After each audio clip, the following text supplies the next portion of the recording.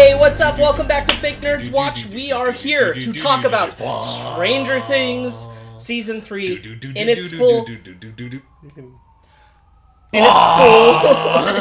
its full entirety.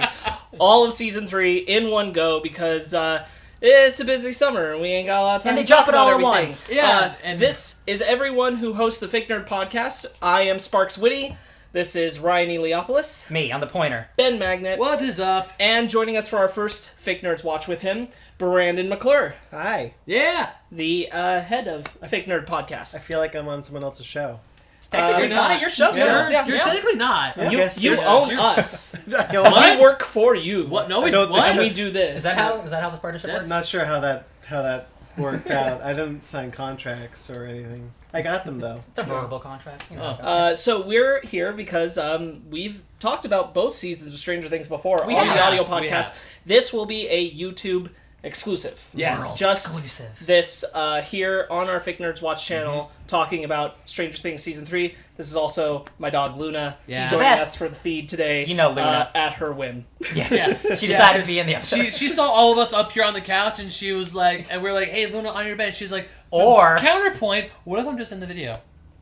So full disclosure, some of us haven't seen all of Stranger Things Season 3 for a few weeks. But I was about to say, I thought you were joking about you haven't finished it. What? I was like, did you not finish it? No. But we're going to do our best to kind of just give broad strokes. Yeah. We're not going to go episode by episode. We're just going to talk about the season. We don't got 8 hours. And all that good stuff. Okay, episode 1 starts. Season 1 starts with it. Stop, both of you. Let me tell you though, that recap in the beginning of the season helpful. really helped. Yeah, it did. Was it only last year or 2 years ago that Season 2 was out? I think it's at least a year and a half. I want to say... I think it's been a year and a half. Okay.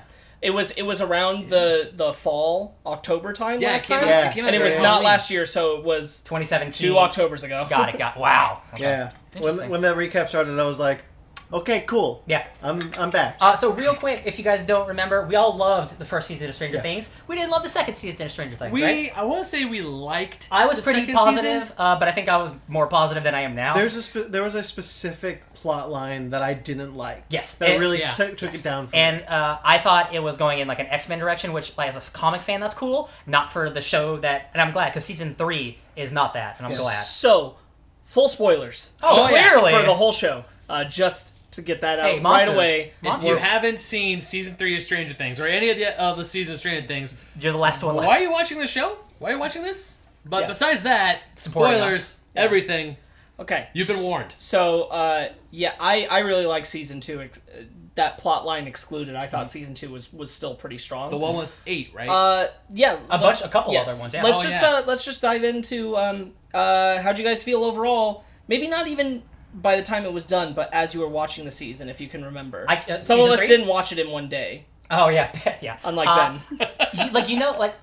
When we started Season 1, you just felt the magic. You're like, oh, this is something special. I felt that again with this season. Yeah. For 100%. I really, really like the season. I don't know if it's my favorite, but I just know that, like, my hype and love for it was, like, extreme during. I'm like, man, this feels great. Yeah, after the second season, you're absolutely right. Like, I didn't feel that magic in that second season. Like, I kind of was wondering, like, okay, if we're already here in the second season, maybe we don't have the momentum to keep going. Mm-hmm. But for Season 3, like, hands down, favorite season. Like, I thought this season was incredible. I was hooked from the start. Yeah, Season 3, I mean, as they said, I watched it in one day. And all in a 24-hour span, and I regret nothing. Nothing. The second I got home from work, the day before when it premiered on Netflix, my girlfriend and I, we watched it. We watched 2 episodes, and then the next day, our whole 4th of July, bye Luna, our whole 4th of July was just watching Season 3 of Stranger Things. And luckily, it's not like 20 episodes, so it's like, that's hard to do. You can reasonably do 8 hours. We went and saw Spider-Man Far From Home that same day. That's a lot. And then after Far From Home, we went back home and we got out of the movie and we're like, no, I really want to go back and watch more Stranger After Far Things. From Home, you went straight to home? Yeah. To watch more What a Stranger strange thing. Oh, boy. Oh, boy. That's Straight to home is going to be Spider-Man 3. I don't like it. All right. Sorry. I mean, I didn't say it was good. If it came out only on Disney Plus and a straight to home release, Straight to DVD. that'd be clever. Straight to home. Yeah. Well, yeah. Okay. I agree with you, Ryan. That I felt the magic of Stranger Things again. And I was like, this show is great again. This show's awesome. Yep. Make the show great again. No, what have we I done? didn't. Not like that. I really liked it as it was starting. But I did not like Finn Wolfhard this season. I think I'll tell you what. That is a deliberate character choice, and he being a teenage boy, I didn't like him, but that's because that's a good character choice. I think. I'll agree with that to a point. He's a shitty teenage boyfriend. I mean, I'll say I agree with that to a point, and in some ways, I found it overbearing. Yeah, there was too much of it for me, to a point where it felt cartoonish as a example, because you don't have enough time with him, frankly, this season, because we're focused on other characters who I'm happy to be focused on. But because you have such limited time, they're really trying to ramp up like where he's at, and I'm like, cool. It feels very exaggerated. I'll agree with that. In a cartoony way, where I'm like, everyone else feels grounded and realistic, and I understand the idea of like what he's supposed to be going through. It feels overblown. Yeah, I'll agree with that. I felt much the same way. Like I was watching the season, and I kept thinking to myself, did I like this kid? Also, like, I just think he got really ugly between the second season and third season. That has nothing to do with my opinion. Just gonna throw that one out there. All right. I'll tell you what. I will give you that. Like, it was exaggerated, but I do think His hair. for me, the it being at like a 10 to like him like having the character reveal like, oh, I was a bad guy and I'm gonna be a good boyfriend now, which is a lot of the season is character arcs, which is why I love the season so much, because like so many people evolve over the season, and I definitely do think he was maybe a little much, but I think you had to do that to get him to realize, oh, I've been this really bad boyfriend, and he has that character turn at the end. It's hard for me not to feel, just with the speed of the way the show was handled, it comes rather from like natural character growth from forced circumstance growth. And that also makes me not super on board, because he becomes an unsympathetic character as far as I'm concerned. And then it's like, well, he's made to be better, not he chooses or like realizes he should be better. I mean, like, he kind of does. He kind of does realize that he should be behaving better, but he doesn't like come to that conclusion naturally and go, it's a process being better, not like, oh yeah, I should do that thing. Okay, I'm gonna go do that thing now. It's all, frankly, it's just all so condensed and not enough time given to it. There's only 8 episodes. Yeah, exactly. That his arc is the most poorly handled and the weakest to me, to an extent where I'm like, I don't even know if this was the right season to do this in. It feels distracting. I will agree, it's probably the weakest stuff, but from it didn't bother me too much. Yeah, it barely bothered me at all. One of the things I didn't like a lot about season 2 was that the kids were split up a bunch. Well, I mean, they do get split up here too. Well, I had a similar problem here. Yeah, well, here's my counterpoint. In season 2, I didn't like it all that much. Whereas in season 3, at first I was annoyed. Like, Dustin was always hanging out with Steve and Robin. Finn, Lucas, and Will are all together with Eleven and Max. They're all Max is the MVP, man. Max is MVP. She's. If we got shitty Finn Wolfhard, we got Max being like, "Yo, he's a shitty boyfriend. You should dump his ass." But here's the thing. I dump your ass. I love that. But I love that stuff. Yeah, but here's the thing. Even though the kids were mostly apart, I didn't mind it at all. I mean, yes, there's that great scene where all of them come together at Starcourt Mall for the final finale. Holy shit! It's a good finale. Freaking great. Man, I cheered. So did I. Cheered when Hopper steps on that thing. Hell yeah, let's go. And like, not to jump ahead, but like the fireworks stuff, like this came out on 4th of July weekend. Yeah. Like, perfect planning, you guys. Good stuff. But all the stuff, like the stuff with Dustin, Steve, and Robin trying to crack the Russian code, I thought that was great. Like the scene. I agree. One of my favorite. I think this whole season handled the split up better. Yeah, it did. That's why at first I was like, no, stop splitting them up. But as I'm watching the show, I'm like, no, this is. I care about every single arc that's going through. Season 2, I didn't really care about the 11 and 8 stuff. Whereas in season 3, I care about all of them. I was really interested in. I mean, they're all investigating the same thing, but coming at it from different points. And I was really invested in all 4 of their perspectives and how they were finding the different things. Yeah. I kind of want to piggyback off that to jump back to another thing, which is, can someone please remind me Finn Wolfhard's character's name? Mike. Okay. Something that bothered me about the exaggeration of Mike's thing is the extent that it's pushed against what's happening with Will. Will's kind of left behind this season. No, and I again, like, I get the point of it, that's what made him so unlikable to me. It wasn't just the like he's being a shitty boyfriend, he's being a shitty friend. Yes. And that was the part that really, like, I don't need the double hit at this peak level of 10. It's like making drama. That makes it way too hard for me to care. Yeah. That was the real heavy hitter, and that's part of like the friend split up thing that didn't work for me. I'm like, I feel like if Dustin was here, this shit would get called out, and like for whatever reason, they're not calling Mike on his crap, and it's getting away with it for too long. Yeah. I mean, like, you need some forced drama. It doesn't always work. No, there are a lot of positives to this season, and I'm starting with the negatives that stood out to me, and that was the. It's weird that at this season, I think this is the weakest of the core dynamic of the 4 kids. Yeah, this is where that is the most broken, in my opinion. Yeah. Now, that being said, like, the other characters are excellent. Max and Eleven and Billy and Steve and Robin. Steve Harrington is the greatest fictional character of all time. And Dustin where he is, right? But it did feel like kind of jarring in a way where it felt like an incomplete story in a sense because we are having to force like these actual bigger things about growing up into these small 8 episodes, and it can't be handled properly, and so it just felt messy. I can agree messy with that, in a way that was hard for me to connect with or relate with, and made it so it was hard to. There were certain scenes where it's focused on those 3, Mike and Will and Lucas. You guys want to play Dungeons and Dragons? God, I felt so bad for Will. And I just wanted to move on to something else. Yeah. I didn't care about watching them anymore because I'm like, it's kind of the same thing.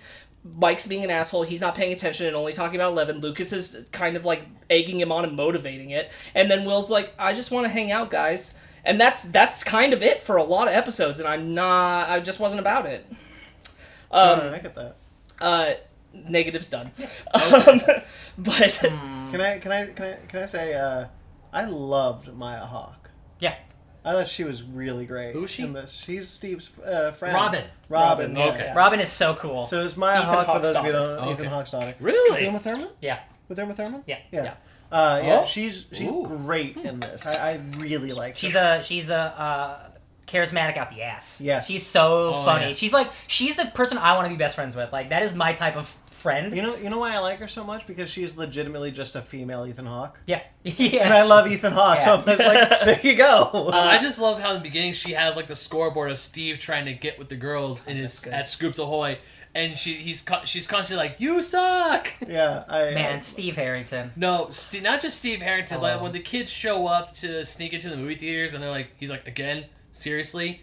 And then, but when Dustin shows up, he's legitimately happy to see Dustin. It's his best friend. I love when they first see each other. He's like, Dustin, there you are. Yeah. Like, they do their whole handshake, and Robin's like, why are you friends with his children? why are you friends with so many children? Some of the best memes this year have been like Mama Steve. Yeah. Like, oh man. Mr. Steal Your Kids. Mr. Steal Your Kids? Yeah. But we can't forget about Mr. Steal Your Hearts. Oh, Alexi? Alexi. He was so great. I saw those memes. I didn't care about Alexi one way or the other. I was just like, this is just another character. And then, because you hadn't seen yet. I hadn't seen it. So, but I'm watching the show, and I'm like, okay, so this is the Alexi guy that everyone loves. I'm not really seeing it. Whatever. He's kind of quirky. Whatever. And then he gets shot, and I'm like, oh no, Alexi! Yeah. So, and then it all hits you, and you're like, oh no, I loved him. Alright, so that guy, that like assassin, does he look a lot? Okay, is it just me, or does he look like Russian Arnold Schwarzenegger? Oh, that was 100%. It was on purpose. He is the Terminator. This is 1980s nostalgia. Danny and I started calling him the Russianator. Yeah. Throughout the whole time when we first met him. When he gets shot, and I was just like, excuse me, what? Frankly, if he's not body doubling for Arnold in a future Terminator film,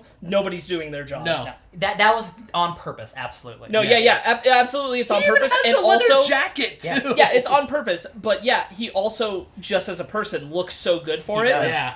They need to just use him in a future Terminator movie. Oh, Hashtag Russianator. I love like the number one henchman guy. Like, he's not the big bad, but he's like the muscle, and like he's a really good muscle in this. Like, he's super intimidating and like threatening. And when he shows up, you're like, oh man, they're gonna have to fight, aren't they? Oh man. Yeah. Something else that irked me partway into the series, and we're a little ways away from it, so I can't cite specific characters, but there was a level of I'm like, all right, guys, come on, we've been through 2 seasons. Some of you all need to be a little quicker on the pace. That something might be wrong. Oh, okay, yeah. Yeah, there was a little bit of that where there's just a little bit of like, giving too much benefit of the doubt when things are a little suspicious rather than just directly investigating it. And I'm like, come on, guys, like, this is enough where you should already be checking this out. Like, I totally understand, like, Max is hesitant with Billy, because she's just like, well, no, he is For sure. He's my brother. That was not one of the ones that bothered me. I don't want to admit that he might be bad. Max was also barely involved in stuff up to this point. But everyone else should have been like, okay, we have trouble. And that's what I liked about Joyce's plotline, where she's like, something is happening, something is wrong, and Hopper was like, no, you're just being crazy. Hopper was specifically a person who I'm like, it was a little too long on the uptake there to take this serious, and I'm just like, friend. Hopper, buddy, you were there with a shotgun watching your adopted daughter, to close an interdimensional portal. 100% David Harbour's best season. Oh yeah. He's so good in this. Oh my god. Oh, all the scenes with him, Mike, and 11 where he's like 3 inches. He's singing the song "Don't Mess with Jim." Yeah, man.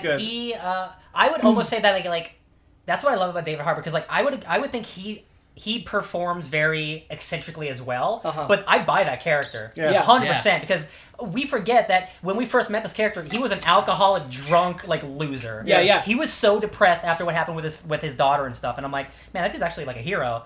And like him trying to be a good father to this superhero daughter is so like sweet and sad and crazy. When they're in Starcourt and she's like, my battery's drained, but I'll get better. It's like, I know you will, kid. And like supporting her. So many sweet moments. There's one moment, and I we're probably gonna want to talk about it a lot because it's great. But like when the song is happening towards the end of the last episode, and they're all listening to Dustin and Neverending Story, the Neverending Story bit, and like they're all listening to Dustin.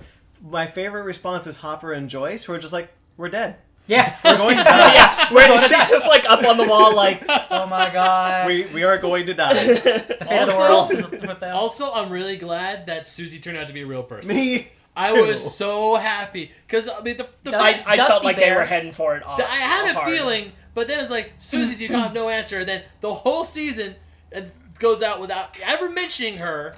And then the last episode, she finally picks up. I love that they mention her every once in a while. Oh yeah, they do. I love the payoff of the reveal, and the Neverending Story bit might be my favorite moment in the whole season. My favorite thing about the Neverending Story bit is that there are people who watch Stranger Things who are so young they don't know what Neverending Story is. And now so they're like, what are they singing? What is this song? What is this? Yeah. For those of you who don't know, it is the theme song to the movie The Neverending Story. Yes. Fantastic film.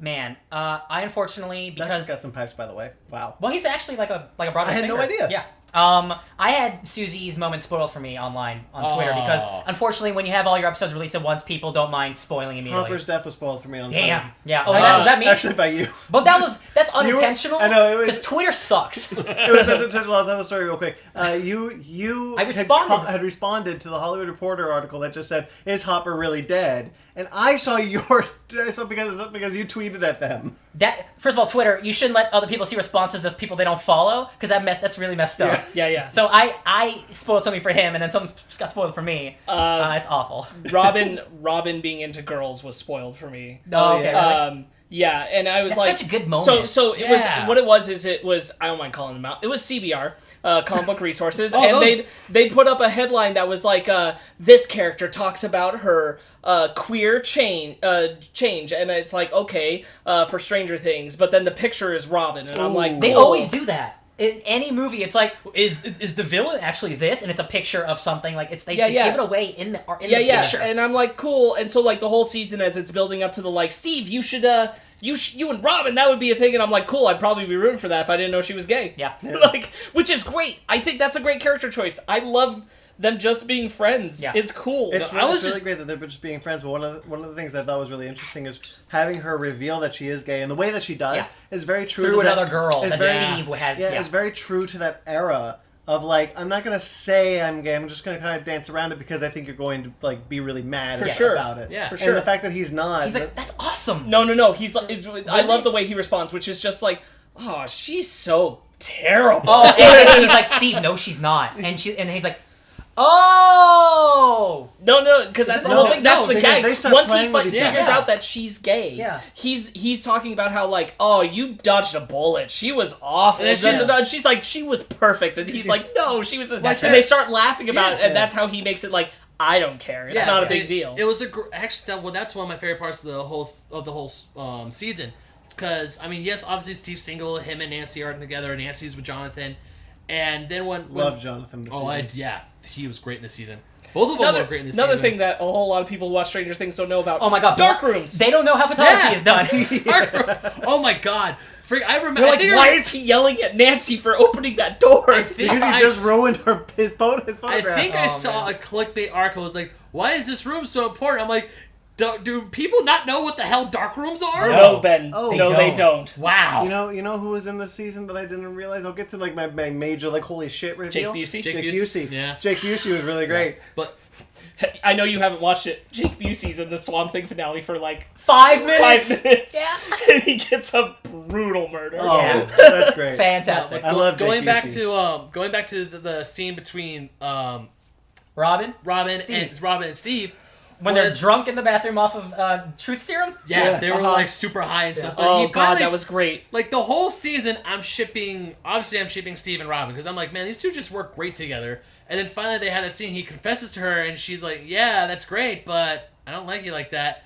And it's like, ah. But I was just like, really like, oh god, how's he gonna react? And he's like, no, this is fine. I could. It's because Steve's the best character. Yeah, Steve is like, why would you have a crush on her? She sucks. You dodged a bullet. You're Right, yeah, fine. yeah. Steve's character development from the first season to now is incredible. Oh. Like, for real, he's really like I think one of like the best fictional characters in a while because like Steve- his arc is like real and believable, and the Joe Keery is just such a fun actor. And the fact that he didn't get into a college. And he's stuck, and he doesn't know what he's going to do. And he with saved his the life. world. And he saved the world. And I'm like, what do I do? Steve is Stranger Things Thor. Yeah. Oh, this is his Ragnarok. Yeah. Yeah. Yeah. Oh, this season also, I think, my memory is bad, but Stranger Things 1 wasn't very comedic. It was mostly like tonally more It was- dark, right? We had our comedy. But this is definitely the moments. lightest season for Yeah. sure. Yeah. That's what I mean. It was way more comedy in this. Like season. this, like the opening Which scene. is weird. Yeah, that's what I mean. But I Because it's like also it. the darkest season. Yeah. Like also the opening scene when Dustin comes back home and he's looking at his turtles like, oh, at least someone's happy. All his toys start moving. Then he sprays Lucas in with the Farrah Fawcett spray, Yeah. and they're like, oh crap. That was really cute. I was really Yeah. sad for a second. Like, wow, did they really forget him? Yeah. Oh my god. Yeah. And And then they kind of do. they kind of do. You want to play Dungeons and Dragons? So Carrie Ellis is in this movie. Is in the show, Oh right, he's the mayor. and I flipped my shit. He's so good in this. When I saw Carrie Ellis, I was like, "Oh my god!" Yeah. I cannot. First off, he looks great. He looks great. He could be the Princess Bride still. Yeah, like 30 years later. Yeah. Yeah, and like I loved his character. Of every time he gets beaten up by Hopper, it's just the funniest thing.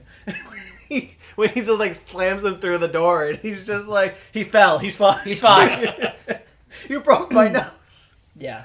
Oh, I love it. Yeah, but this corrupt mayor let the Russians into the town, this town, destroyed their whole economy to build a mall. Hell yeah, baby. Like that was so interesting. That was actually a big thing in the 1980s. And it's all too. a cover up, which Yeah. is even cooler. Like small towns like Hawkins, the Starcourt Mall, that actually does happen quite a bit. And I love seeing like Joyce Yeah, is fronts still and stuff, yeah. Joyce is still Yeah. in her place. Like we're still here, but everywhere else is just gone. Big Yeah. Walmart. The Radio Shack died, where Bob, rest in peace, where he died, where he worked at, Bob that gets closed employed down. in this season. He He does. does, I he was does. really happy that Sean Astin came back for a little bit. Yeah, I think there's For only that one scene flashback. yeah. Yeah. There's one flashback that he Sitting on the came- couch laughing. Yeah, Yeah. he came back for, and then the rest is like reused footage. Real quick, there was a Twitter Sean Astin Appreciation Day, and he became recently like he uses Twitter a lot more. And on that day, he just kept tweeting, "You guys make me feel so happy. Thank you." Blah blah blah. And he kept putting things from Lord of the Rings and from what Goonies. And he's like, "I love you guys so much. Thank you so much." His dad was the original Gomez Adams. Oh, Yeah. yeah. And he's like, "That's my old man." I'm like, Aw. "What a cool guy Sean Astin is." Yeah. Yeah. I remember seeing the tweet where it's just him as Bob or whatever. And it's like Oh, yeah. Samwise Gamgee did not walk all the way to Mordor on his bare feet. Yeah. Sean Astin has a whole thing set up where like if you pay him like $30, he'll send you a personalized voice message. And Oh, he'll I've just, heard like, about that. He'll just like embellish on it. That's Like amazing. crazy. Subscribe to our Patreon. This is fucking Sean Astin. Yeah, there you go. Yeah, I really liked this season overall. What's the- I'm glad that they dived into Billy being taken over. Yes. Episode 1. That Oh. they didn't drag that out. That Man, whole Poor Billy, man. the scene with the mind flayer and just that whole thing was great. Like him being sick at the pool, And even the scene with him and when he imagines like killing the girl, killing the mom that he almost slept with was like, oh shit. No, even that scene where the mom was getting ready to cheat on her husband. Yes, I was like, oh no, is she gonna do it? Now is that one of the, I couldn't remember. Is that one of the characters' moms? Yes, that is that's Nancy and Mike and Nancy's mom. Okay. Yeah, she gets more play in this. Wait, she gets a lot Nancy of play. is Mike's sister. I do not remember that. They don't really go into their relationship like being brother and sister as much as the other seasons. Yeah, that's okay. They're that's not really what I actually thought. together at all in the season. It's when Nancy comes looking for them and ropes them into what's happening with that they uncovered while doing the newspaper stuff, and she's Mike, get out here now. What's the funny bald guy that hangs out with Alexei? He might be my favorite character. I know exactly what you're talking about. I forgot his name. The former agent. From he's season so 2, goofy, and he's like the hookup guy because he got Jonathan and Nancy together, and he's trying to get Joyce and Hopper together. Yeah. Oh, He's so just like, cute. just bang already. Just do it, children. Yes. Just bang already. God, he's like so nonchalant. I love him so much. Wait, hold on. One more question that just popped into my mind. Okay, so Nancy... Then he speaks to Alexei in Russian right after, and he's like, they're not having sex, and Alexei's like, they're not having sex. Okay, so Mike and Nancy are related. Do they have a younger sister? Yes, she is like 8 years old or something. But okay, that's why I got confused, because I was like, I don't remember there being a third child There is. in this family There unit. is. She is wiped from my memory. I didn't. No, she's there. Because when the mom like comes down and looks at her husband, there's a little girl. When they're at the carnival, they're there with her. Yeah, and I was like, wait, is this someone we're supposed to know? She's not really talked about. Yeah, she's not relevant. She was a baby. Lucas's sister wasn't really relevant until this season. So oh my she God. was there, but she wasn't relevant. Yeah, she gets hardcore coverage. Erica. Yeah, I loved Erica. Can't spell America without Erica. That's lie. What a lie. No, so I love it when Erica is all like saying, "Oh, I'm not got like you nerds," and then she does like this super crazy math equation, and Dustin's all like, "Okay, so let's review. You can do math. You can do all this. Oh, and My Little Pony, yeah, that has magic, castles, and princesses. You're a nerd. You're a nerd. How do you know so much about My Little Pony? Because I'm a nerd." Yeah, I like so that. great. She's so cute and funny and so sassy. And like when they're trying to bribe her with the SS butterscotch ice cream, and she's free like, ice cream for a year. No, she's like free ice. Yeah, she's or like lifetime. Eventually, like the second the guns come out, she's like, no, for life now. Yeah. I don't give a shit. What was the okay? So I started drinking cherry Slurpees because of the show.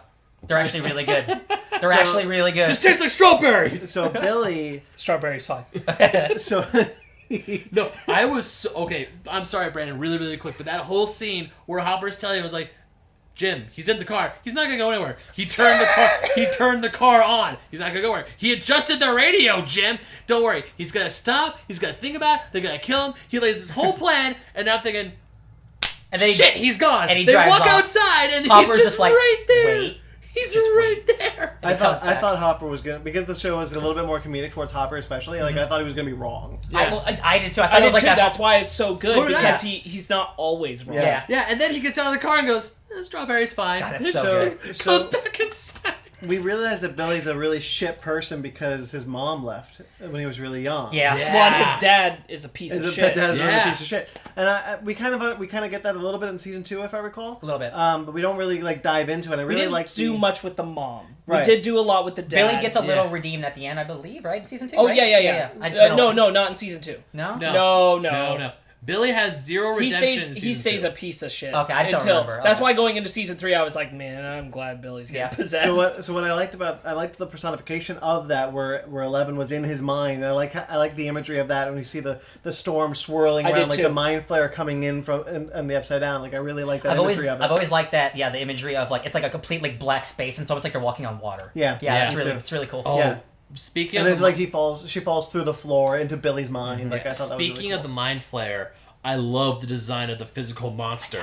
When it finally so gross. When it finally it's the mind flare, but smaller. Yeah, but it's still made of dead bodies. It's made of bodies that fall before it and turn to goop. It God. was so gross. The imagery was just great. It was scary. Visceral, baby. It was the scene at the hospital. Because, all hospitals have one floor where things aren't finished and dilapidated and lights go on and off. This is the 80s.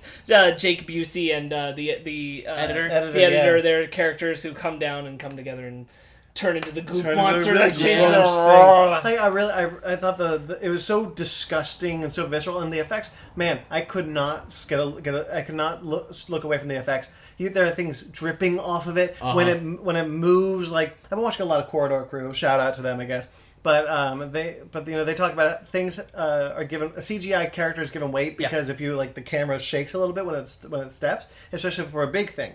So whenever the physical mind flayer steps, the camera shakes a little bit, and you get and you see the muscles move in it, and you see the goop and you see limbs and stuff, and it's like a Dark Souls boss. It's awesome. So gross and so cool and so well done. And it's sad because so many people die. So many people like that. Dozens of people. That sweet old lady, she dies. Oh gosh, she was so funny at the beginning. Is the count at the end 47 or something? Yeah, it's a lot. It's a lot. A lot of people died. That thing was 47 bodies. No, also 46. Also a bunch of rats. Oh, Billy. Yeah, also rats. Oh yeah, a bunch Tons of rats. Yeah. All those rats that just melt. Once the rats started convulsing in the beginning, I caught on to what was happening. Yeah. I knew that the mind flayer. What this part of the mind flayer is making a physical body. Also, everyone the rats and the people, they started eating chemicals to make their body deteriorate. Yeah. And I didn't catch on to what was going on until I saw their bodies literally morph into blobs. Yeah. And I'm like, oh, this is horrific, and I love it. Oh man. Yeah, but Billy gets a little bit of a redemption thing. He gets a Darth Vader redemption.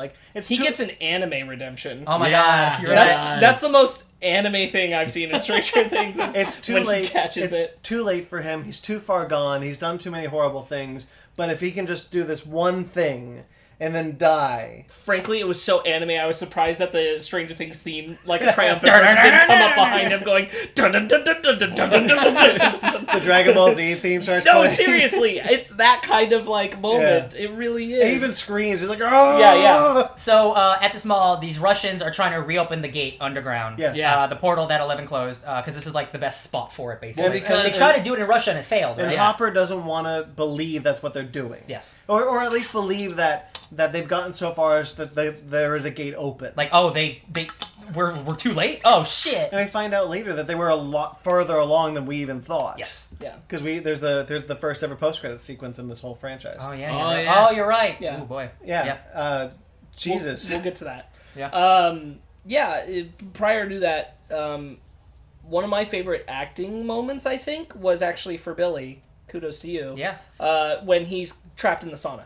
Oh, yeah. Oh, yeah. And he's pleading to Max, saying, "I didn't want to. Oh, I'm sorry, Max." And I thought maybe it was an act. And I'm looking back, I'm like, no, that was Billy. That was sincere till the Mind Flayer took hold. Yeah. Because it's not him saying, "Please let me out. What are you doing, Max?" It's him saying, "I'm so sorry. I didn't want to do it." And there's no reason the Mind Flayer would say that. I didn't want to do it. That's so sad. Yeah. And then does he have a spaz moment or something? Yeah. Afterward? Yeah. And then then the Mind Flayer breaks out and just all hell breaks loose. Every moment of 11 and the Mind Flayer going at it and her throwing him through a wall is so good.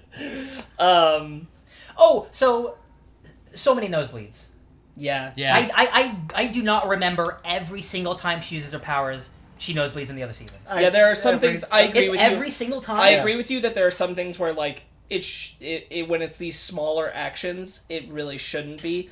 Especially as she's getting better. Exactly, she's with her powers. Her powers. I think the nosebleeds really happen when she does the whole the big stuff, yes, but the small moments. No, but you're right.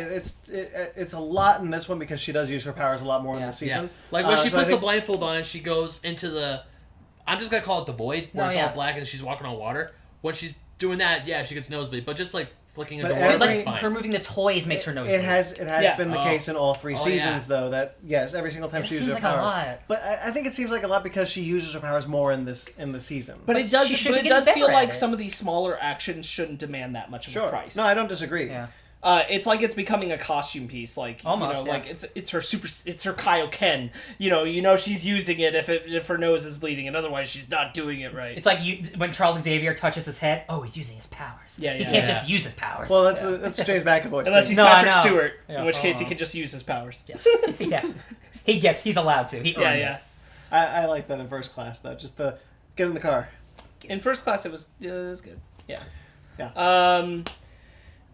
Joyce had actually a lot to do this season. I liked. Yeah, Joyce is really small. I did not realize how tiny Winona Ryder Also, was. David Hopper's a big man, so I think it's both. Yeah. Watching the two of them together, I'm just like, wow, your size difference is intense. She's like 5'2" and he's like 6'5", and like 300 pounds. Yeah. She stands him up for the unintentionally stands him up for the date. He's that's just so sad. going just off. drinking. I know. I realize it's the '80s. I realize it's always been the case, but I could not deal with these shorts this season. Oh, I love all the clothing. Hopper in his Hawaiian shirt. All the specifically all the shorts that every kid wore in this. I was like, dude, get some pants. Hey, man. 1980s. Pants, baby. It's summer in the middle of the country. It's summer. In the 80s. It's hot. It's hot. You never wore shorty shorts as a young boy? No. He didn't grow up in the hard heat. In Texas heat. That's true. Yeah, I don't even wear shorts now. He grew up. He did it near the ocean. Like that's true. It was cold all the time. No, you're right. I right. wear shorts. You wear shorts now. I don't wear shorts. I don't think I've ever seen you in seen basketball him. shorts. Nope. Not on hot in days. years. The only time I've ever seen Brandon wear Not for shorts me. is at the pool. Yeah. That's it. Every Oh other no, time. baby! I've seen him in shorts. All right. Mm-hmm. Don't believe these lies. You're to hear first. Sometimes it's too hot. Brandon wears shorts to bed. I've seen it. No. Wait. What? Yeah. What are you doing in my bedroom? Fake nerd I've after stayed dark, over baby. at your place. I'm not saying like today. Oh, that's different. I sleep nude. Wow, if what a it's not with strange people. conversation. That's different. Shorts. I'm saying. I Wear don't- shorts. Okay. I don't go anyway, out. I don't so go out in shorts. let's- Blasphemous. Okay. Something that really bothered me when we were watching it, is there's this moment where everybody's at Hopper's cabin. And the Mind Flayer starts coming, and it looks great, and it's coming through the trees. They all run outside, and they see it coming, and then they all run back in the house. And I'm like, y'all are This is dumb. competent people who have done this before. The house is wood, guys. That thing It's is wood. huge. And That thing it's just like- towers over it. And it, wrecks it in no time flat. And I'm Yeah. like, no shit, guys. No shit. What was the plan here? I don't know what their plan. Did they have a plan? No, it was their plan was. The plan was to cut the mind flayer. I don't know what they were trying to do. It was I can't bad. remember. It was bad. It's Poor. Bad. Dude, Russo brothers, Duffer brothers, bad. Give me the Stranger Things cut, bad. Sean Levy. When we first got the first season, Sean Levy was it was a big deal that he was attached to it. I can't remember why now. Well, I think he directed the pilot. And I know. he was a producer on the first season a lot, for sure. And he is involved in this one. He directs some episodes, but he is someone that we knew before Stranger Things happened, but I don't remember why. He did a Real Steel. Okay, that's why. He was also attached to do the Uncharted project for a long time. Yeah. He's done some good stuff. Hey, Real Steel's great. It is. Yes, it is. Sean Levy- $6 on Amazon. Damn it. Oh shit! You should buy it. I might buy it again. Steelbook? No, just regular Blu-ray. Do a Steelbook. Hey, guys. Avengers Endgame comes out this week. We're in Yes, the event game now, Unless guys. you get it on digital, in which case you got it 2 weeks ago. Yeah. It's true. Speaking of things ending, Stranger Things. One more season. Yeah. You're not wrong. Can we talk about the end now? Yeah. I mean, the Battle of Stark, the great does Battle of Stark. does anyone want to talk about anything prior to that? I mean, I just still think, from the season? Oh, how did we all feel? We barely talked about it. How did we all feel about the Jonathan Nancy stuff? I liked it. I liked it, yeah. I was fine with it. I love. I wasn't how- crazy about it, I'll say, but I liked it. I love how Nancy is trying to make her own as a reporter. Jonathan, he's just he's the photo guy. Yeah. He's the guy in the darkroom who's trying to make the photographs look good. Well, Nancy is actually trying to do stuff, but she kept getting ridiculed. She kept getting picked on, and she's essentially Jonathan, who's a little too much and I'm not saying it's bad writing, I'm saying it's a character thing, but Jonathan, who's a little too much oh honey, that's not sexism, that's just how it is. That's just the business. No, Jonathan, that's No, sexism. Jonathan. I'm sorry, friend. One of the things I really liked about Jonathan and Nancy is that it really exemplifies what I liked about the season. While we knew what the end goal was, you can piece it together if you've been paying attention. But what I liked about it was that this season was a mystery. And there were no characters who had all of that mystery together. They all found out different aspects of it and came together to solve it. I really liked it. It made it really engaging. Every single story had it. I was engaged in it. And Nancy and Jonathan's was I think they specifically had something to do. Mm-hmm. Whereas last season they kind of just felt like they were there. Yes. And I really appreciated that splitting up the mystery gave everyone something to do, something engaging. See, that's how I felt about Mike until 11 and Max finally roped them in. Yeah, that's fine. I dumped your ass. Yeah, I get that. I dump your ass. I thought Max was really fun this season. Yeah. I remember loving her last season, but like her and 11. Yeah. They had her friendship with Eleven allowed Eleven to stretch out as a character. Yeah, I agree, which is great. Yeah, Yes. I liked what they did with Eleven's character. Also, I really like the scene when Hopper comes in. I was about to say it too. He hears the music. He's like, "What did I say about 3 inches? Oh, lady things." And they're sitting there looking, and they're like looking up at him. Was like, "Hi, oh, hi, Hi. she's spending the night. Your parents know? Yeah, okay. Have a good night then." And he just like sits down. I was like, I did a good job being a parent. Yep. Oh my god, I love... When he Or yells this- at Mike, Yeah. when he yells at Mike and then goes to Joyce, and he's just like, I I did did it. I did exactly what you said. I mean, I didn't say every word exactly right, but you know, I basically But got like it. boundaries are set, Yeah. and everything's fine. It's a win-win. Yeah. You're just like, Oh, buddy, even- you handled that poorly. No, the scene where Joyce finally like breaks and I forgot who she's yelling at, but she was yelling at someone and she's like just laying down the law and she busts out the magnets and like, why my magnets aren't sticking to my fridge? That's the agent. The age up. You're right. When he and Hopper are when they're arguing fighting. about it, and she's like, "Stop it!" Yeah. Yeah. My magnets! the phone number that she gives out to Yes. the what's his name? Oh, that was great. Yeah. You can. Fun fact: you can call that number. You will hear his voicemail. He Oh, has a the special agent message. guy. Yeah. Yeah. That's I cool. love that Yeah. guy. I'll talk about that in relation to the ending in a So bit. we get a bit more of Will the guy who took over the secret base last year. Alexi? No, the guy who took over the secret base last Yeah, year. the guy he calls. The guy he Oh. calls. Oh, and the doctor dude, right? Yeah. Yeah, he shows up for like a scene in this one. Yeah. Oh, Paul Reiser. Yeah. Paul Reiser. At the very, very end. Yeah, I appreciated that they brought him back. Because he's the good guy. He's the good doctor. Yeah, and I like the idea that No. I'm pretty sure that Nope, what's I his did name? stop. The boy. No, we're not talking about that television show. I was hoping no one would do it. What television show? The Good Doctor. Oh Jesus! Freddie Highmore. Freddie Highmore. All right, whatever. He's the Good Doctor. Shut up.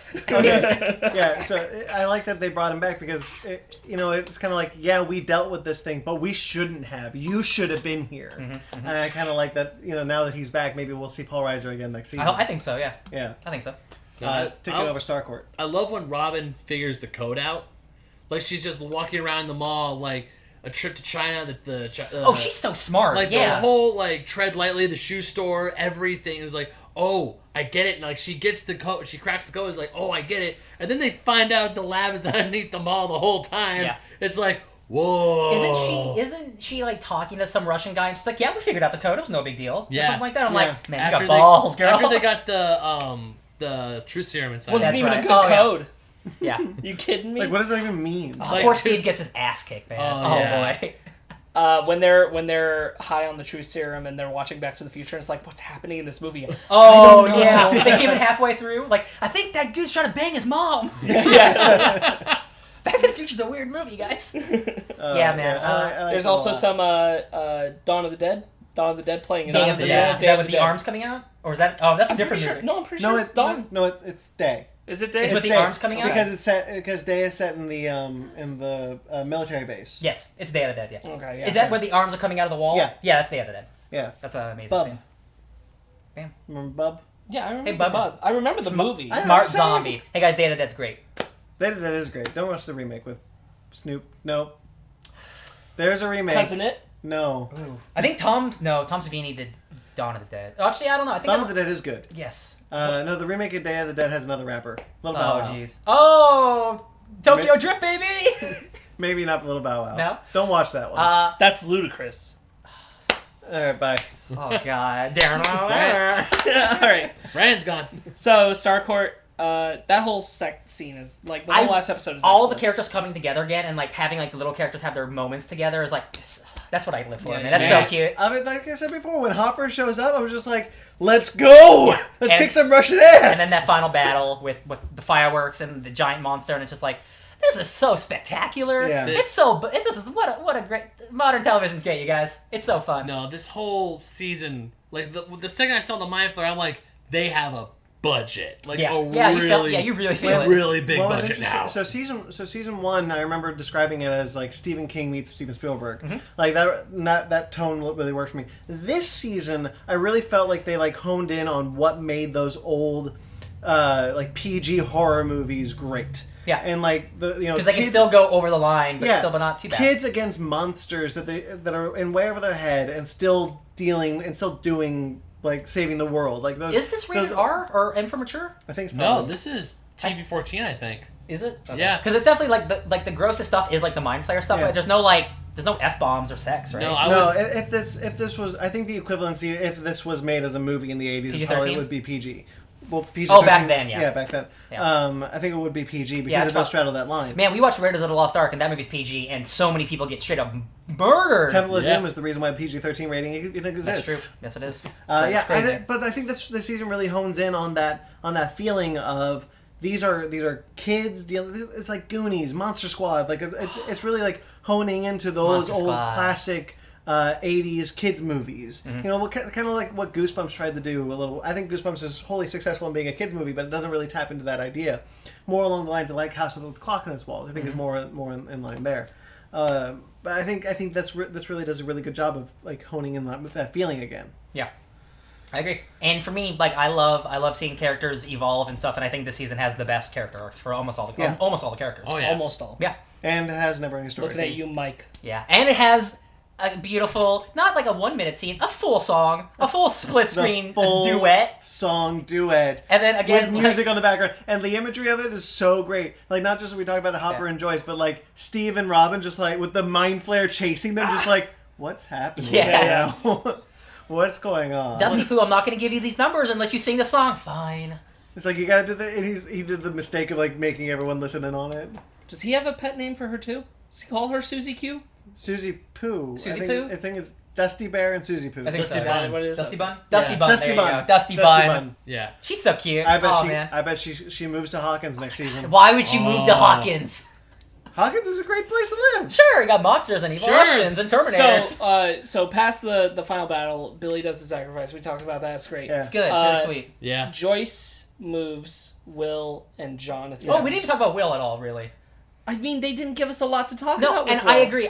But I did see one defense of Will was the kid who got taken, right? So he's kind of detached from the group where they kind of got to grow up. He didn't. So he's still trying to be a kid and playing Dungeons and Dragons, and everyone else is living their lives getting girlfriends. And I'm like, it sucks that he had nothing to do, but that's kind of like what his character became, and that's almost even more sad. Like, this poor kid got, he's the one who got lost by his friends. Yeah. Because he got lost in the underworld, basically. Well, I mean, this kind of goes to what I was saying earlier, like, there just wasn't enough time to flesh out this idea There's only of, 8 episodes. Yeah, and there's just not enough time to flesh out properly the idea of, like, friends leaving friends behind. I also don't think they're 100% quite at the right age for it.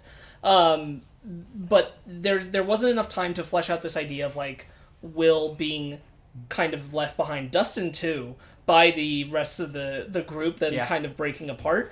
And it's in the sense of like it's half-heartedly acknowledged by Mike, like, hey man, you know, I understand, tabletop's cool, we need to socialize better. He also like burns Will as saying like, I know you don't like girls, Will, and I'm like, is that like a thing trying to say like Will might be gay, or like he's just not interested in girls? I think that's what it is. I think they're trying to refer to the fact that because Will was in the Upside Down, he's stunted. Yeah. Okay. I think Will is. I think the idea, whether or not it's well executed in the season or not, is that Will is supposed to be stunted. Yeah. Like he is trying to like hold on to his childhood. Because he lost his childhood. It got taken away from him. Yeah. That's so sad. And he was so traumatized. Like, not only did he lose his childhood, but for the entire second season, he was possessed by the mind flayer. Mm-hmm. Yeah. So like he. Oh, that's true. So 2 years. Yeah. Like 2 seasons. Yeah. He lost 2 years. Yeah. Well, kind of. Yeah.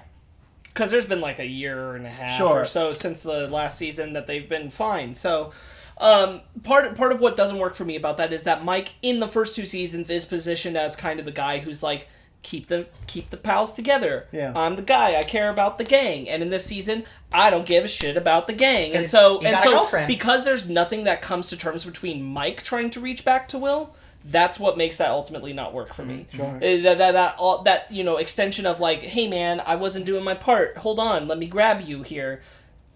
Kind of doesn't go the place I want to. Again, like, it's very hard to juggle the Mike being an asshole about the girlfriend thing and Mike being a shitty friend to Will thing in one season. Yeah. And I don't think either got the attention it deserved. Yeah.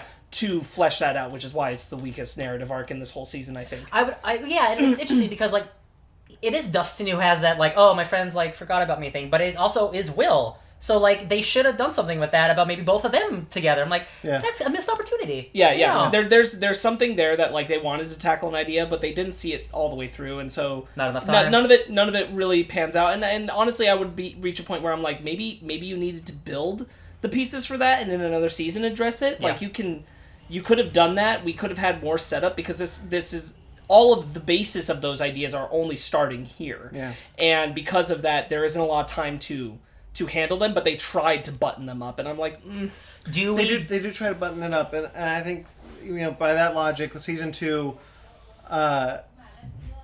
should deal with the idea that now he's away from all of his friends, like he's going to be even more isolated. But I don't think they're going to deal with that, because they do try to button it up at the end of the season. Did you mean season 4? Yeah, you said season 2. I think I know. Season 4. Gotcha. Speaking of season 2, they completely left out all of the other superhero characters. Thank God. Yes, but the problem is, you've introduced that entire element of the world. Are you just going to now completely ignore it forever? I'm actually okay with that. Well, yeah, again, like, this season, it's great without it, but I'm just like, I feel bad for all those characters, all those people. If season 4... I have a little bit more faith coming out of this season that perhaps if we do reintroduce those characters, it will be in a better way. If you make it, like, if you seamlessly integrate it. Yeah, if you seamlessly integrate it. But at the same time, I'm okay with never seeing them again, because the story isn't about that. It's about these kids. Yeah. And bringing them into the story just kind of is like, okay, now it's about the science. It almost feels like that should be like a side, like that's how you make a spin-off. And honestly, like, I do remember, because, like, I really like superhero stuff. Like, I remember enjoying that part of the show, even though it's probably kind of disconnected from the core of the show. But I do like the idea of, like, she's 11. There's 10 other people before her. So, like, it bums me out that, like, maybe that's never going to be addressed ever again when they gave it to us. Right, but... Maybe don't even ever give it to us. My whole problem with introducing it is that it was never their story. Yeah. It was to me, it distracted. It was only 11's story, and we should never have gotten away from that. Yeah. I'm okay with thinking that in the world out there's more of these people. Yeah, and there are, yeah. I don't. It's kind of like if we never got those characters, she's 11. It's clearly there's superpowers in this world. Mm-hmm. But I don't ever need to see those other superpowers. I just need to... I'm fine with knowing that they're out there. Yeah. Because the story isn't about those other superpowers. I agree. Just my thing is like, I wish they would just have never introduced any of that at all. Absolutely. Because, like, I do remember watching the first episode of season 2 and, like, being like, oh, wow, this is not the direction I thought I was going to go with this woman who can, like, make projections of stuff and, like, hide things. I'm like, that's a cool thing. Maybe that's not what Stranger Things needs, unfortunately. I wouldn't mind a side project. I don't think Stranger Things needs to be a superhero property. Yes, I agree. Yeah, it seems like the introduction of those characters was something a little too strange. Yes. So too much. Yeah. These things are too strange. So at the end, Joyce makes the decision to move with Jonathan. Well, because Hopper dies in the Russian thing. Dies. Well, yeah, dies. Oh, you guys think he's in the Upside Down too? Yeah. So I'll talk about it now. So they do have, like, the line in the post credits where they say the American blah blah blah. I don't know if I necessarily buy that that's Hopper. What I do buy is that Hopper isn't dead. Yes. Because if you call the voicemail of the agent, he has a specific thing in his message where he's like, if this is Joyce, I found something. I can't guarantee it's anything, but it's something. We should look at it. Mm-hmm. And it feels very like this is about Hopper, otherwise I wouldn't be telling you. Yeah. It's going to be the search for Spock. And so I'm like... And honestly, I'd prefer him dead. Not because I don't want to see the character again, but because I didn't believe the death when it happened. Yeah. I just didn't. And if a season 4 comes around and he comes back, I'm like, Yeah. I found it very interesting the way they framed it and the way they filmed it, because it's specifically, you do not see him die. And any time that happens, like, that person's probably not dead. If you don't show me a dead body... It's not every... To be fair, it is not every time. It's not. No. But I think it can go two ways. One... Open to interpretation? Go to our episode. One, if he is dead, they don't want to show him vaporizing. Like, I totally get that option. That is traumatic, and we don't really want to see it. It should be traumatic, though. But I don't think they want to just show it as that moment, because again, it's supposed to be kind of PG. Like, we saw a bunch of people explode, man. But those were all faceless bad guys. Yeah. I can't put it like the exact words on it for why, but when we were watching it, I just didn't buy it. Yeah. Something in the way that they conveyed it to me, and again, I can't get that specific to tell you what it was, but something in the way that it was happening, I'm like, I don't think so. We do see a sizzled imprint of where he was standing. I think that was probably that could be their way of saying yes, teleported, something. The other thing is he could have just been blasted back into the portal and ended up in the upside down, which is far more likely the case. Yeah, I just even if the American line isn't referencing him, I don't think they would say that. Because that gets a rile out of people, and that clearly is creating a talk of like, oh, is it Hopper, is it not Hopper? If they didn't have that, then I think everyone would just assume he's dead, right? Right. Because so many people are like, clearly he's the American, and he might not be, but then it also mean he's probably still alive, right? Because leaving it ambiguous and not giving us a fine ending, it's anyone could, you know. I'm okay if he's still alive. Here's the thing. I think if he's dead, they would have already said, yeah, he's dead. Yeah. There wouldn't be articles There's no reason spoiling to it for people. us. There's no reason to hold people's expectations and thoughts hostage. Well, remember Barb. Justice for Barb. Justice for Barb. Everyone thought that Barb was coming back in season 2. Nah. And I'll tell you right now, I wasn't happy that they played with that either. Yeah. I didn't like that either. The posters for season 2 were just missing people for Barb. Well, she's missing. She's not coming back. They're just acknowledging that she's gone. I know, but that's the thing is they could be doing a similar type of marketing tactic. Barb is dead. I blame the Emmys. Yeah. If anybody remembers, they did a whole song parody of La La Land, which was "Barb's Still Alive" was the gimmick. Yeah. And they actually had the actress come there, and I'm like, that was a step too far, guys. Yeah. That was just a lie. Yeah. What are you doing? So they have kind of played with that idea before, while still keeping these characters dead. I'm personally okay if he's not dead. I would like to see him come back. I want more Hopper. It's what I prefer. What I don't care for is this kind of fake out sensationalized death thing. Yeah. I don't care for this. I prefer when a show actually kills a character. This show actually kills a character. Alexi, Bob, Barb, Billy. Billy. The Terminator. I felt those. I didn't feel Hopper's death. And no matter what, here's the thing. Regardless of if he's coming back, you did this moment that was supposed to make me feel something, and I didn't, and it's because of the way it was handled. And if he is dead, that's a shame because you played it in a way to keep this kind of ambiguity. Yeah, I agree. Which makes it so that I couldn't commit to the moment, and I wish I could have. And I will say, you know what? His death is not an emotional moment for me. But afterwards, when he's reading the letter. Yeah, when the letter's being read? The real letter that he wrote, explaining his situation with the mic and stuff, and I was like, that's what got me. Calling back that Peter Gabriel song that they used in season 1, which is cool. Oh yeah. Yeah, I like that too. Which is really a Wallflower song. I should be clear. Here's my third interpretation of the ending. It's the other guy. I forget his name. Go on. He's the Demogorgon. I'm Hopper? not serious about that. Oh, okay, I was like, want to be clear. All right. I was just we've already had Will be a bad guy, Billy be a bad guy. How messed up would it be if he was the Demogorgon? See, my thing is like, I don't. We don't know where they come from. Yeah, and we did see a Demogorgon at the end, right? Yeah. You know what? When we So the post credit or the mid credit thing, we see that the Russians have a Demogorgon, and I'm gonna be honest. Seeing that thing, I was like, okay, I'd like to see this thing back again. Like, what does that tell you? Does that mean that they captured it or they made it? Or I think they were further along than we thought they were, and they had captured a Demogorgon and are trying to tame it in Hawkins, and are and are trying to tame it or something. Was that in Russia or in Hawkins? The final scene. That final scene was in Russia. It's in Russia. Okay, yeah. But I think they were farther along than we thought in Hawkins. Gotcha. Okay. Like that's my way. That's my way of reading it. Though you can tell that the Demogorgon in the first season was partially practical because this one looked worse. It was all CG. Yeah. But I still really like seeing that creature again. I thought that was a cool design. I'm glad we're back to it. Yeah. Makes me just curious what the next season is going to be. Yeah. Because I really love like the whole idea of like the underground base and like having the mall. Like it was very cool and very 80s. Logically, it makes a lot of sense to me that Joyce would take Jonathan and Eleven and Will and leave after everything that's happened. Especially now Hopper's gone, yeah. But it also sets me up as a person who knows this is a television show with another season. Like, all right, but how are we coming back? How are we gonna make this like not feel forced? They're like Eleven's gonna have to come back for some reason, which everyone comes back. They started the season. What was the first season drop? When the first season dropped?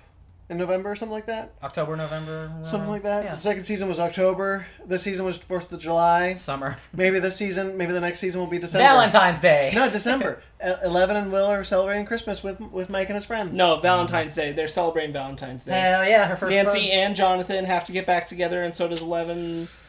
And Mike's Will gonna just bring along for the ride. But Will has to come along for the ride and leave his new girlfriend behind. Oh, God. Because loves F Will, Dungeons he and can't Dragons. have happiness. Yeah, that's a shame. Oh. Yeah, or they come to them. Maybe Joyce is just bad luck. Season 4 is a love story. But like, yeah, the FBI, the FBI. Was it FBI, CIA? Who did he work for? I don't remember. The bald Asian guy. He shows up. He's like, Joyce, you're never gonna believe this. And then he's no matter what though, more so than season 2, I was kind of like, I don't know if I want another one. Season 3, I'm like, yeah, I'm here for season 4. They hit the stride again. Yeah. I'm sure Hopper's coming back. I'm happy Hopper's coming back. I prefer that character alive. I didn't need the BS just to fill the drama of like, I'm over. We're in an age of television where this happens so often that I'm over the whole sensationalized story of like a character. Everyone thinks a character's dead, and then they come back. This is and comic it's books, like, baby. Yeah, it feels like comic books. Stranger Things has been above it most of the time. I've only seen one interview with David Hopper. David, what's his name? Harbour. David Harbour. Thank you, Hellboy. When they ask him, so is your character gone? And he's like, beats me. I don't write the movie. I don't write the show. And I'm like, good answer, David. I love it. Solid. Yeah. That is the right answer. Of course. What are your feelings, Ben? You haven't said much in the finale of this season. Mostly the finale. Like, I was really bummed with Hopper because him and Joyce were finally like getting together. Like, obviously when Joyce stands him up and he was so happy, like so red, like when he was ready to go on that date with her, and she stands him up to go to her science teacher or her kid's science teacher to find out about the magnets. Their whole road trip with Alexei was really cool. Oh, him reacting when he realizes that Alexei is gone. He doesn't call him Smirnoff, and it's the first time he ever calls him by his real name. Aww. Yeah, I thought that was really touching. The whole Hopper like dying thing, I kind of saw it coming at the end. If I had a gripe, it would be that. Where it's like, I kind of saw it coming, like he's out, he's kicking ass, taking names, he's fighting the Russianator, Russianator dies. Russianator. And he looks up at Joyce, he's like, well, she has to close the portal, so I'm going to have to bite it. Real quick, I looked it up, like all of the Russian guys are actually really Russian actors. That's great. Like Alexei is a famous Russian actor. That's and awesome. the Terminator is a famous Russian actor. He's got such a sweet He's face. got that face that, I love him. Oh, that's great. Man. That's great. What a cool guy. But then we get to the post-credit scene. And the post-credits, like, well, the whole, them, like, Joyce taking 11 reading the letter, which was really cute, her finally telling Mike that she also loves him back. And, Mike, I didn't realize it at the time because Mike was a bit of a problem for me, but he's like, hey, I love 11, I don't want her to lose her again. And everyone's like, excuse me, what? But the whole... that is a cute scene when the love comes up and he's like, wait, what'd you say? Yeah. Like, that's cute. He's trying to deny it. Yeah. But... in the Gulag and Siberia, and they're like, don't bring up the American. My first thought was, that's Hopper. He's not dead. Yeah. He got the machine didn't kill him. It just punched him through the Upside Down. He's now in Siberia. He ended up in Siberia where the Russians are testing for the portal. They pull a Demogorgon out. They might have pulled a Harbor out. Yeah, they send that Demogorgon out to eat the dude. So it's like, I can't wait till season 4, but... I think the Demogorgon, because they had a cage. Mm-hmm. I think the Demogorgon was at one time in that cage, but I think they had a Demogorgon for a while. Yeah, how I read that. Gotcha. Yeah, because we know the Russians have been working on trying to open the Upside Down. That's why they go to Hawkins because they're like, hey, we heard there was a tear, and there wasn't a major portal in the first season. The Demogorgon could just had escaped before. So it's because every time I start Stranger Things, it accidentally always puts on episode 1 of season 1. So I'm like, wait, this seems familiar. And it's like the Demogorgon just like it escapes through a portal very quickly, right? Yeah. Okay, and then the portal shuts. So I think it's entirely likely that a Demogorgon, and I think the Demodog also did this, but they can get out relatively quickly and easily. What was the name of the Demodog in season 2? D'Artagnan. Yeah. Cutie. That was a cool sequence. Yeah. I didn't hate that. What did you guys think of the Mind Flayer when he talked through Billy? I mean specifically what he said, not like the effect of it or Billy's acting. I mean like his dialogue as this entity we'd known. I don't remember specific dialogue, but I don't remember ever having problems. Like, yeah, he seems like an evil monster man. I thought it sounded fine. I'm like, oh yeah, that's... Evil monster man. It's like, hey, you trapped me here, so you're gonna have to live with it. The Mind Flayer is a really good example of what I was talking about with the other experiments. I never need to know where the Mind Flayer came from. Yeah. We know he's not from the Upside Down. He came to the Upside Down. but I don't ever need to know where he came from. It's not part of the story. It's not important to the story that he's... Mind Flayer's not from the Upside Down? No, because we see him arrive in the Upside Down in the first episode of the second season. Ooh. And that's what I've always kind of found exciting, is that we see him coming in from that storm. So he's not like the Demodogs or the Demogorgons. He's not native to the Upside Down. Interesting. I always thought he was. No, that's what's interesting. But that's kind of the mystery of where that thing came from. Kind of makes it. It's a little fun and ambiguous. Yeah. Like we don't need to know any specific answers. We don't need to know where he's from. It's like almost Lovecraftian. He just kind of exists, and I like that aspect of it. That we don't. It's not important to the story. It doesn't need to be explained. Yeah, right. We don't need to answer it. Yeah, right. You don't need to explain all the Upside Down and all that stuff. Yeah, he's just a creepy monster from a parallel dimension. We don't need to know who puts up the streamers in the Upside Down whenever they're having a party. He walked this weird line in dialogue for me. I don't remember specifics anymore, but I remember that he walked this weird line of it being personal and it just being the way it is. Well, but he would do this kind of weird in between where his whole cause is not personal. Yeah.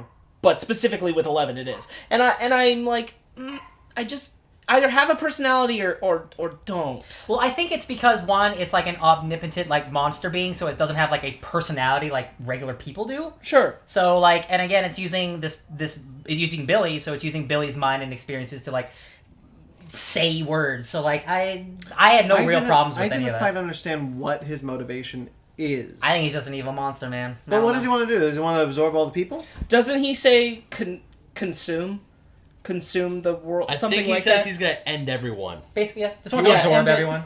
Yeah, he's gonna kill them all. I mean, I don't need anything more than that. I was just confused because actually what Spark said kind of was like, oh, I don't actually know what his motivation is in the season. I just kind of assumed he was. We know he's sentient. We know we know he has a personality, a mind, because we see him in the second season. He's clearly thinking. Yeah, I think he's just like a world like a nihilist, just like a world-ending consumer. Yeah. Like he just gets bigger and bigger and absorbs as many people as he can. Yeah, possibly. Yeah. And again, excuse me, we don't need all the answers because it's really about all these kids and not the monster. What if the Demogorgons are trying to escape the Mind Flayer because he's not native to their world and he's trying to take them over also? This sounds like Venom, my man. Are you talking about Venom written by Donny Cates and Ryan Stegman? God, read Absolute Carnage out now.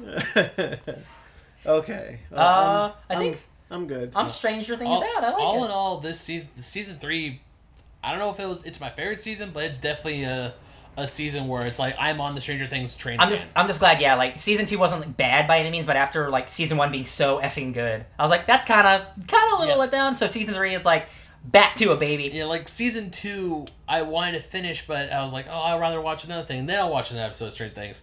Whereas season 3 Stranger Things was, I need to finish this now. You want to binge it. 8-hour binge? I'm fine. I will strap my butt to this chair and I'm going to sit here for 8 straight hours. I'm good. Hell yeah, baby. Whereas season 2 was I could do one or two at a time. I could do something else. Yeah, I feel you. Yeah. Do you want to rate it? Yeah. Do we rate things on the show? We haven't yet. Yes, we have. I mean, because we'd be rating... We rated Swamp Thing, season 1. Did we? We sure did, because I gave it a 9 out of 10. And so you're right, we did. Oh, yeah. Yeah, we did. I don't think we rated Game of Thrones. Well, I think that's also a different... let's do it. Game of Thrones, the last season's bad. Don't watch it. I think the answer is it's not consistent, and I can't remember what we did when we talked about the last 2 seasons on the show.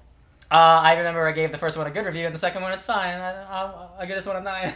Hey, look, I'm reviewing it. Look, our review is everything we just said. It's a good show. Watch it. It is. If you're watching this, you probably already watched it. Yeah, we can rate it. I was gonna say real quick, I'm not. Another reason I'm not super crazy about the moving decision, specifically with Joyce and all of them, is that it means that those characters have very little development with each other before the next time we see them. They're now separated. And that's going to be part of the season is them kind of and I prefer when they've been together and I've seen Stranger Things is good at things that the X-Men films aren't good at, which is I can pick up with them a time period later and I feel like growth has happened amongst them. I'm happy you said X-Men. Check out our X-Men film discussion with Mike Matola on YouTube.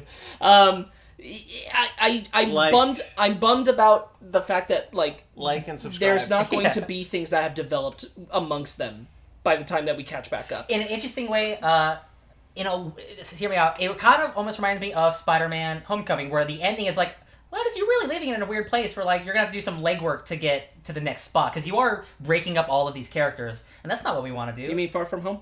What did I say? Homecoming. Far From Home. The one that's in theaters right now. Spider-Man Far From Home sequel, I have a very strong feeling is going to take place barely months after that one. Okay. Yeah. What I mean is, like but no, I hear you. All the characters are breaking up, and, like, this isn't exactly what I want, because then we're going to have the drama of, like, getting to know each other again. I'm like, I don't need that. They're all best friends. Like, I don't...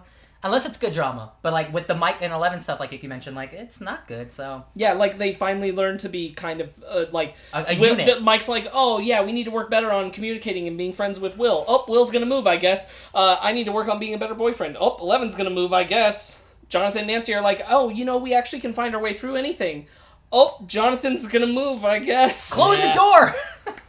Yeah, I get that. I don't disagree. Yeah. I'm sure it'll still be good. It's just, I find that kind of a bummer. Can 11 speak to people with her mind like Xavier, or only move stuff and do, like, the mind stuff? Only move stuff and do Okay, she doesn't talk to people in her brain? Not yet. Okay. Because I'm thinking of, like, imagine that mall scene where she's, like, coordinating like an X-Men, like, all right, you need to go here, you need to go there, and I'm like, that's what I want. I want it. Well, we know that the Mind Flayer can sense her in there. Yes. Yeah. We know that the Demogorgon could too. Mm-hmm. So possibly because she's, like, tied because of her experiments. And stuff. but it's possible that she could, like, evolve to a point where she could. Yeah. That's just me wanting more powers again. that's a me thing. Okay, I guess 9 out of 10. Yeah. Yeah. I love the season a lot. No, I would definitely say 9 out of 10. 8.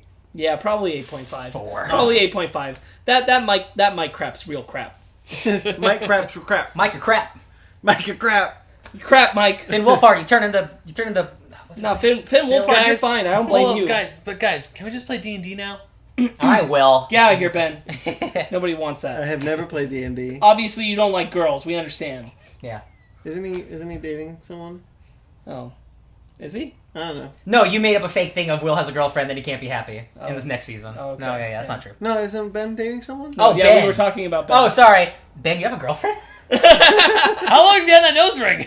I don't know. I long had these glasses, man. He's had these glasses since we started the podcast. Oh, God. So I never make it to the end of a Fake Nerd watch because you don't watch the show that we reviewed. Well, let's spoil I don't it. want you to. Yeah, don't. What do you guys do at the end? Same thing we do at the end of the Fake Nerd Yes. podcast. So, we're all members of the Fake Nerd podcast. Right. You can find that T-shirt. wherever Yeah. you listen to... Yeah, that t-shirt. Yeah. You can buy that t-shirt. You can find our podcast anywhere you listen to podcasts. You can also check out things...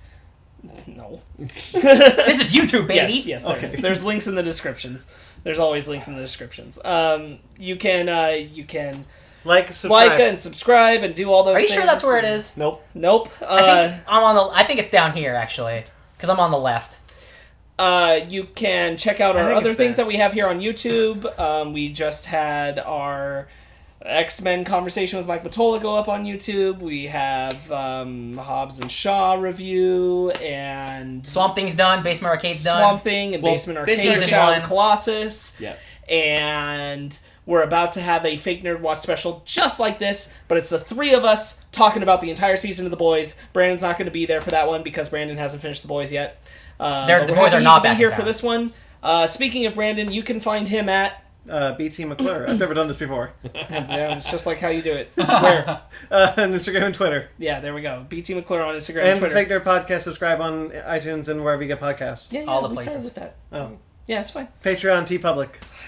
Links in the description. Ryan. Hey, I'm DJ Tony Snark at everything. Find me on Twitter and let's talk about comic books. Your hair's gotten a lot crazier as we've gone on today. Oh man, it's so hot, guys. That's essentially the plot of Stranger Things. It's getting so hot. Ben, You where can you at? find me on the internet at BenMagnet27 on both Instagram and Twitter. There you go. And I'm Sparks Witty. You can find me at SPARKZ Witty on Instagram. And that's basically it. Just check out our stuff and let us know what you thought about Stranger Things Season 3. If you don't know what a dark room is, enlighten yourself. And if you've never listened to us before, well, I hope this got you interested. Hey, We're thanks. kooky. I love you. Appreciate And you. we're spooky. All right, that'll do it. Check out our shit. Stay fake nerds.